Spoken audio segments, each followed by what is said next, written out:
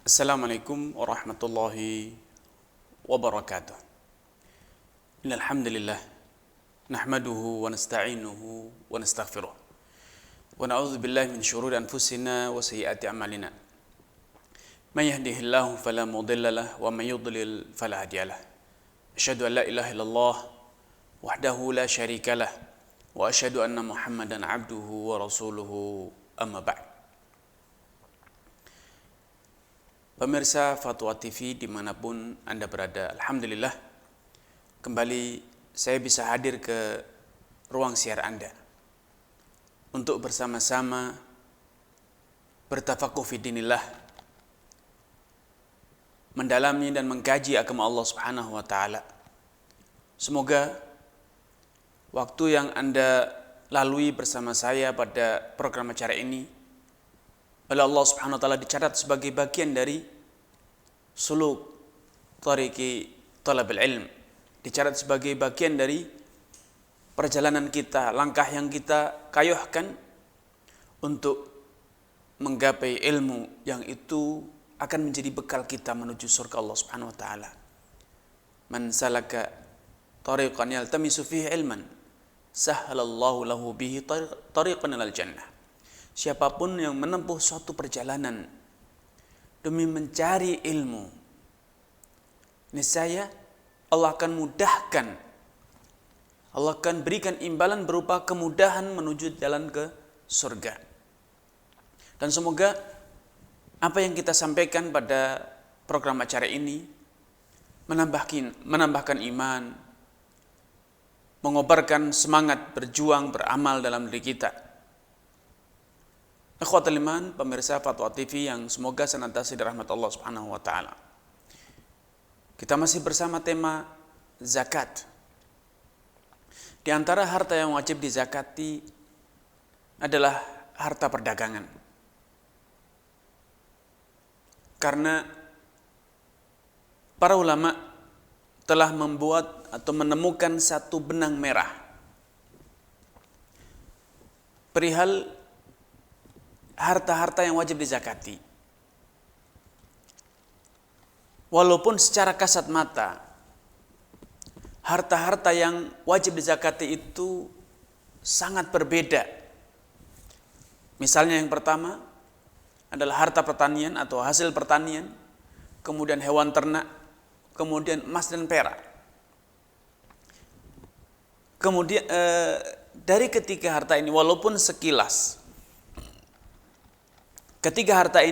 sekilas nampak sangat berbeda, tetapi ternyata ketika Anda camkan, Anda renungkan dengan baik-baik, Anda akan temukan ada benang merah yang menjadikan ketiga harta ini memiliki kesamaan, yaitu ketiga harta ini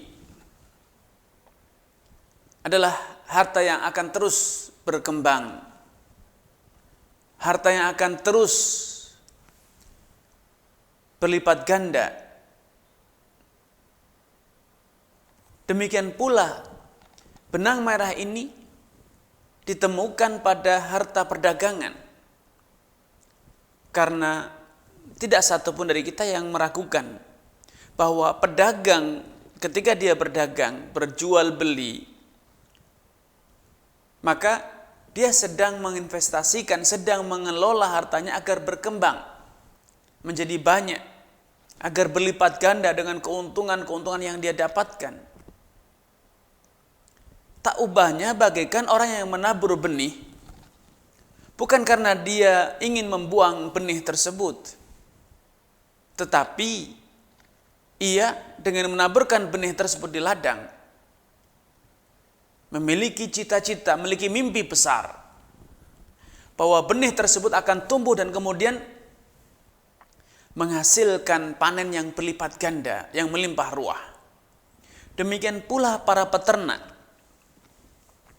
Mereka memelihara ternaknya, menggembalanya, merawatnya, bukan agar mereka lelah,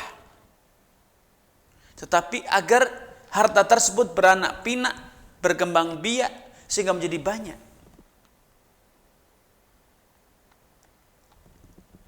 Kemudian emas dan perak, yang itu merupakan alat transaksi, alat media untuk menyimpan harta kekayaan. Kita akan dapatkan pada emas dan perak ini simpul dari kekayaan itu sendiri, bahwa siapapun yang beraktivitas ekonomi, siapapun yang beternak, siapapun yang bercocok tanam, siapapun yang berdagang, akhir dari perjalanannya, dari semua perjalanan yang dia lalui dengan bercocok tanam, memelihara hewan ternak, berdagang, kita akan dapatkan simpul ujungnya terletak pada mata uang, baik dinar, dirham, ataupun uang giral yang ada zaman sekarang.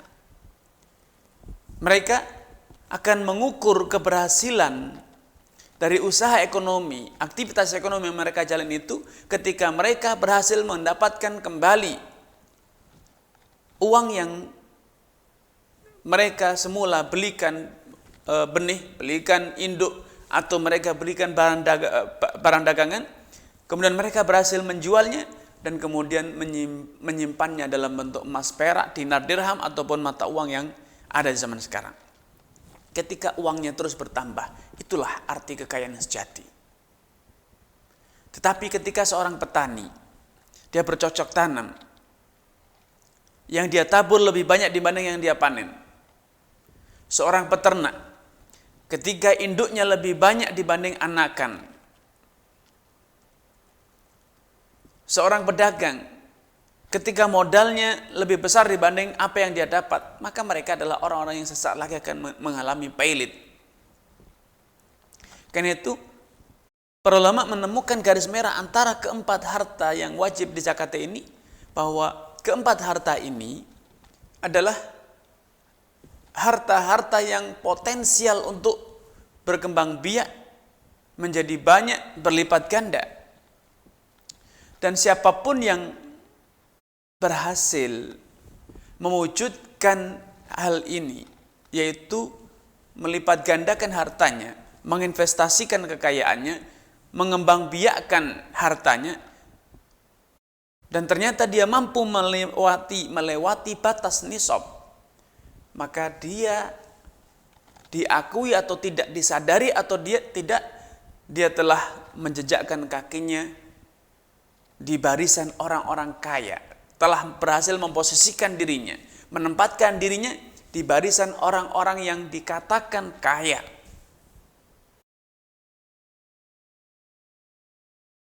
Apalagi para pedagang. Para pedagang mereka lah rata-rata para konglomerat, orang-orang yang kaya raya, hartanya melimpah ruah, itu kebanyakannya dari kalangan para pedagang. Dalam satu riwayat, walaupun riwayat ini lemah, namun itu sejalan dengan fakta bahwa tis'atu a'syarir rizq, 9/10 alias 90%, 9 dari ke-10 pintu rezeki itu Allah letakkan di pintu perdagangan, diletakkan pada perdagangan. Sedangkan 1 pintu rezeki itu berbagi antara pertanian, kemudian peternakan, nelayan, dan lain sebagainya. Tetapi 90% pintu kekayaan itu biasanya ada di tangan para pedagang. Kalau Anda cermati di kanan kiri Anda, kalau Anda amati di masyarakat Anda, ini saya akan Anda dapatkan bahwa mayoritas orang-orang yang kaya raya, hartanya melimpah di masyarakat Anda, bukan dari para petani, peternak, tetapi mayoritas dari para pedagang. Karena itu wajar bila mayoritas ulama berfatwa bahwa harta perdagangan itu wajib dizakati. Karena memang zakat itu Allah wajibkan atas orang-orang kaya. Tu'khadhu min aghniyaihim faturaddu ala fuqaraihim. Zakat itu dipungut dari orang-orang kaya di masing-masing masyarakat untuk didistribusikan ulang kepada kaum fuqara di masyarakat tersebut. Dan harta perdagangan, karena itu adalah sumber kekayaan utama di masyarakat, maka harta perdagangan adalah harta yang paling layak, paling identik untuk dikatakan sebagai harta kekayaan. Sehingga secara de facto harta perdagangan itu, komoditi perdagangan, tercakup keumuman dalil-dalil yang mewajibkan zakat pada harta kekayaan. Misalnya Allah Subhanahu wa taala berfirman, "Khudh min amwalihim shadaqatan tutahhiruhum wa tuzakkihim biha." Wahai Muhammad, pungutlah dari harta mereka, pungutlah sedekah dari harta mereka, yang dengan pemungutan zakat tersebut, sedekah tersebut, tutahhiruhum wa tuzakkihim biha, engkau mensucikan jiwa mereka, mensucikan harta mereka. Allah Subhanahu wa taala juga telah berfirman dalam ayat lain, "Ya ayyuhalladzina amanu anfiqu min thayyibati ma kasabtum wa mimma akhrajna lakum minal ardh." Wahai orang yang beriman, infakkanlah dari sebagian apa yang kalian dapatkan. Infakkanlah dari harta-harta yang baik, harta-harta yang halal, harta yang berkah yang telah kalian dapatkan, dan juga dari hasil panen, wa mimma akhrajna lakum minal ardh, dari hasil panen ladang-ladang kalian. Al-Imam Ibnu Al-Arabi Al-Maliki, demikian pula Al-Imam Al-Jassas Al-Hanafi, serta ahli tafsir yang lainnya mengatakan bahwa yang dimaksud dengan min thayyibati ma kasabtum, harta halal, harta yang baik dari yang kalian dapatkan, mereka katakan ini adalah harta tijarah, harta perdagangan. Apalagi telah diriwayatkan oleh Al-Imam Ibn Abi Syaibah serta yang lainnya bahwa dahulu Amirul Mukminin Umar bin Al-Khattab radhiyallahu taala anhu, setiap kali musim pembagian harta, atau yang di zaman sekarang diistilah dengan gajian, atau mungkin lebih tepat dengan BLT, maka di saat pemerintah khilafah kala itu membagikan atau mencairkan dana bantuan tunai langsung kepada seluruh masyarakat, maka segera Amirul Mukminin Umar bin Khattab mengumpulkan para pedagang untuk dihitung harta perdagangan mereka yang ada di tempat mereka ataupun yang di tempat yang jauh. Semuanya dikalkulasikan untuk kemudian dipungut zakatnya. Untuk dipungut zakatnya. Dan praktek Khalifah Umar bin Khattab ini tidak seorang pun yang menentang di zaman beliau.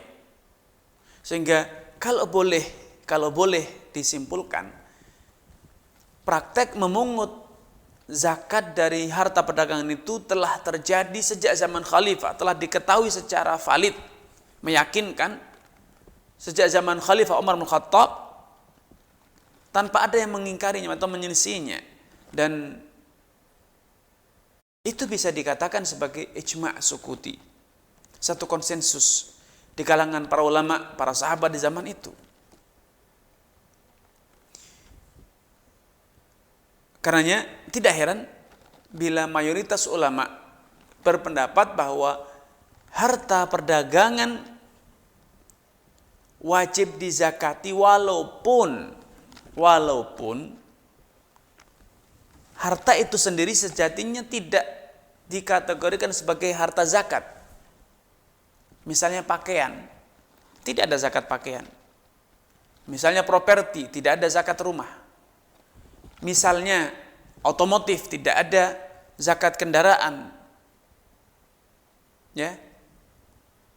Apalagi secara meyakinkan Nabi juga telah bersabda, "Laisa 'alal muslimi fi farasihi wala 'abdihi shadaqah." Tidak ada kewajiban untuk membayar sedekah atas orang muslim, Tidak ada kewajiban atas seorang muslim untuk membayar zakat faras, zakat kuda tunggangannya ataupun hamba sahayanya. Kuda itu adalah kendaraan masyarakat zaman dahulu. Dengan tegas Nabi mengatakan tidak ada zakat kuda.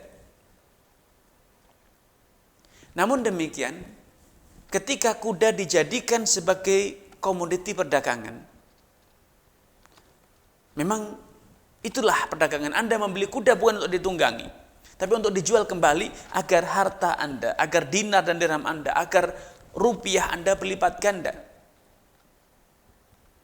Maka wajar bila kemudian Islam mewajibkan zakat, karena memang sejatinya kuda, pakaian, otomotif atau elektronik atau apapun, bahan bangunan ataupun yang lainnya, betul di mata Anda sebagai konsumen,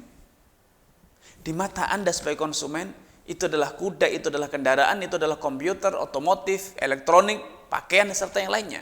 Tetapi di mata pedagang, para pedagang ketika melihat barang dagangan, apalagi barang dagangan itu dijual murah dan dia merasa mampu menjualnya dengan harga mahal, maka di mata dia yang terhitung, yang terlihat bukan barangnya, tetapi apa? Uangnya.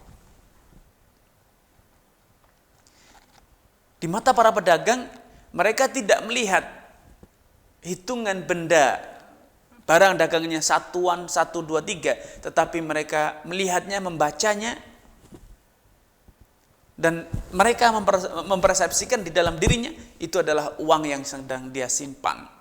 Karena itu para pedagang, apalagi pedagang yang sukses di musim perdagangan yang sedang semarak, sedang subur, menguntungkan, para pedagang, kata orang, tangannya terasa gatal kalau melihat barang dagangan murah dan dia mampu menjualnya dengan harga mahal. Atau tangannya merasa gatal ketika pegang uang tunai, dia akan segera buru-buru membelanjakannya untuk mendapatkan barang dagangan dan kemudian dia simpan, dia timbun untuk menanti musim jualnya, musim pasarnya.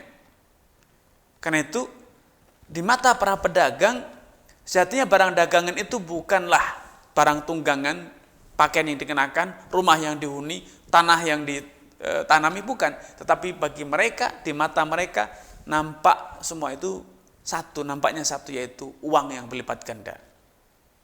Uang yang terus berlipat ganda. Itu nalar dan itu pola pikirnya para pedagang. Sehingga wajar bila apapun perdagangannya, barang dagangannya, maka wajib dizakati, karena di mata para pedagang itu bukanlah pakaian ataupun kendaraan atau rumah, tetapi itu adalah uang yang terus berlipat ganda, uang yang terus berkembang biak. Ya, apalagi secara de facto mayoritas orang-orang kaya di tengah masyarakat kita ataupun yang lainnya, mayoritas mereka adalah para pedagang. Karena itu sekali lagi, wallahu ta'ala alam, tidak diragukan lagi, tidak pantas untuk diragukan bahwa para pedagang itu wajib menunaikan zakatnya.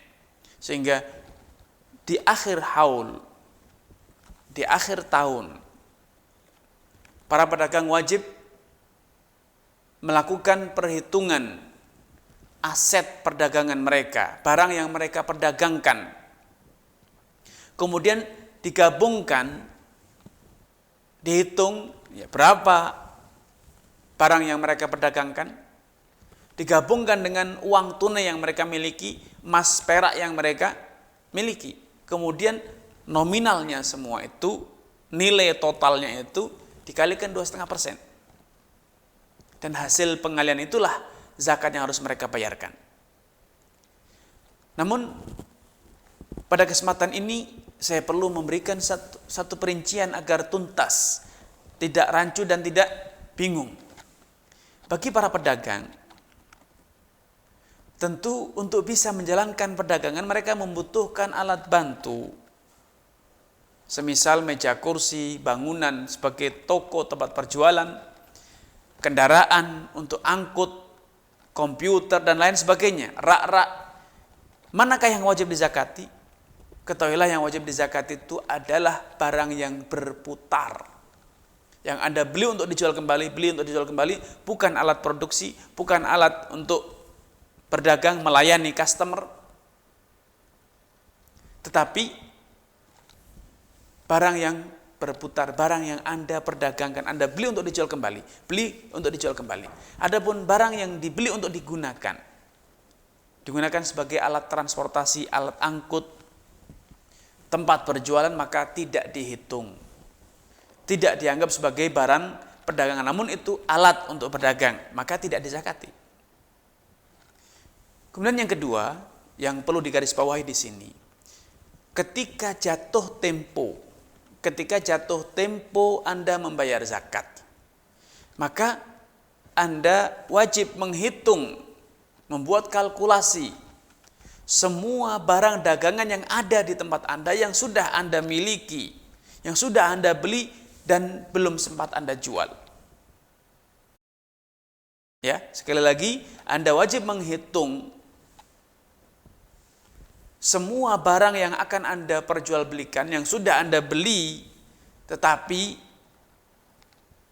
belum Anda jual. Artinya sudah Anda miliki tetapi Anda belum sempat menjualnya. Itu semuanya dihitung dan dikonversikan dalam nilai rupiah menggunakan acuan nilai grosir, nilai jual grosir.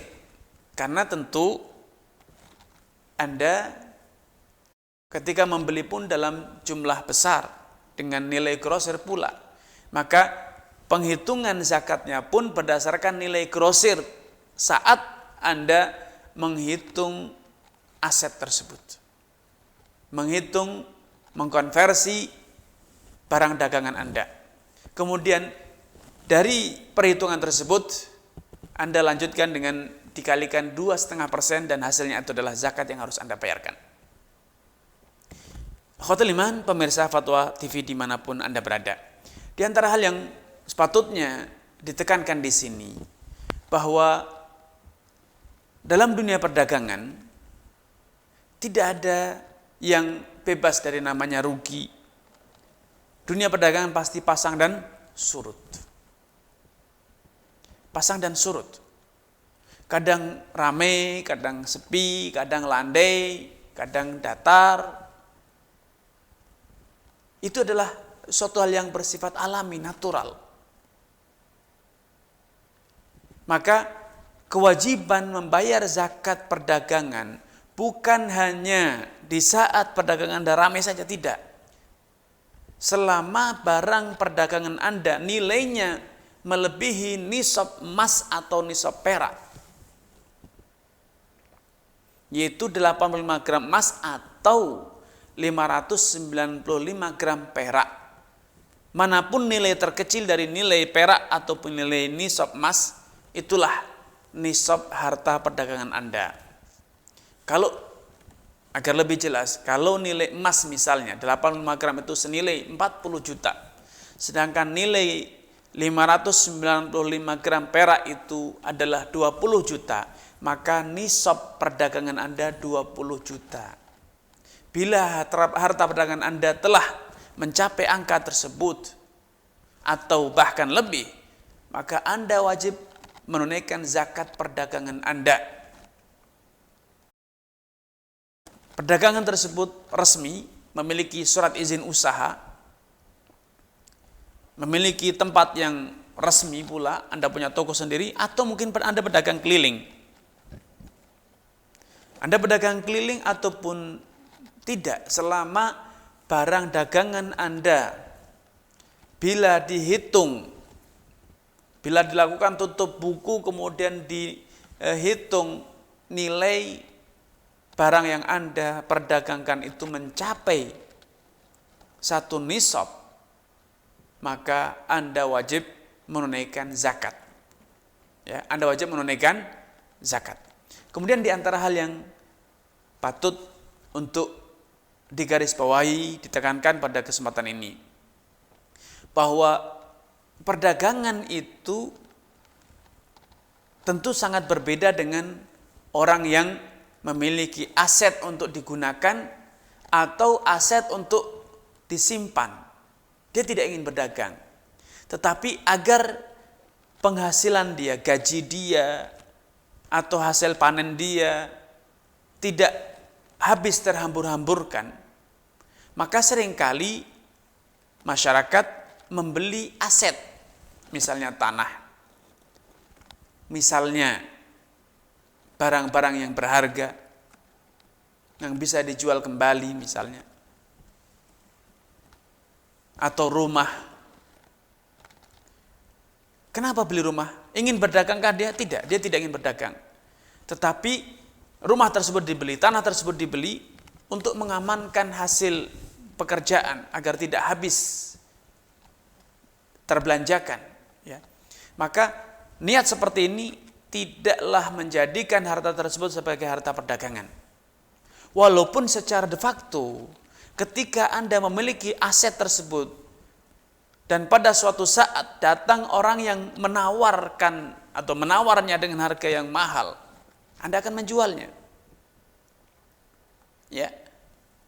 Sekali lagi, harta yang Anda beli tersebut yang seringkali di masyarakat diistilahkan secara mudah, diistilahkan dengan investasi. Alias apa? Membeli aset kalau suatu saat membutuhkan dana, aset tersebut bisa dijual, bisa dilepas. Tapi dia tidak berdagang. Maka orang yang membeli aset seperti ini tidak dikatakan sebagai pedagang, sehingga dia tidak wajib menzakati. Walaupun pada kenyataannya ketika ada orang yang ingin membelinya dengan harga tinggi, dia akan jual. Ini bukan perdagangan, karena perdagangan itu orang yang membeli untuk dijual kembali, membeli untuk dijual kembali. Namun Anda membeli bisa jadi nanti kalau anaknya butuh, atau nanti buat cadangan kalau membutuhkan dana segar, mendadak atau dana yang besar, Anda akan jual. Niat semacam ini sekali lagi bukan niat perdagangan. Ya. Kemudian di antara hal yang perlu ditekankan di sini, bahwa zakat perdagangan itu dikeluarkan bukan hanya dari untungnya, tapi dari barang yang diperdagangkan. Bukan dari untungnya saja, tetapi dari semua barang yang Anda miliki untuk diperjualbelikan, pokok dan untungnya. Kemudian di antara hal yang patut ditekankan di sini bahwa zakat perdagangan itu ditunaikan setiap tahun. Setiap tahun selama Anda masih berdagang. Namun ketika Anda telah memutuskan untuk berhenti dari perdagangan, sehingga barang dagangan yang semula Anda jual belikan kemudian Anda putuskan untuk dijadikan aset pribadi, tidak diperdagangkan namun digunakan secara personal untuk kebutuhan anak-anak, kebutuhan keluarga, kebutuhan diri sendiri, tidak lagi diperdagangkan, maka kewajiban zakat perdagangan putus dari Anda. Kenapa? Karena zakat perdagangan itu bergantung dengan niat berdagang. Selama masih ada niat berdagang, maka Anda wajib zakat. Bila harta perdagangan Anda telah mencapai 1 nisab dan berlalu 1 haul. Namun ketika niat berdagang ini telah berakhir, karena Anda putuskan untuk tidak lagi berdagang, maka putus pula kewajiban untuk menunaikan zakat perdagangan. Ini yang bisa kami sampaikan pada kesempatan ini. Semoga apa yang disampaikan memberikan manfaat, membuka khazanah ilmiah bagi Anda, sehingga kita dapat menunaikan kewajiban zakat sebagaimana yang diajarkan dalam syariat Islam. Kurang dan lebihnya mohon maaf. Billahi taufiq wal hidayah. Wassalamualaikum warahmatullahi wabarakatuh.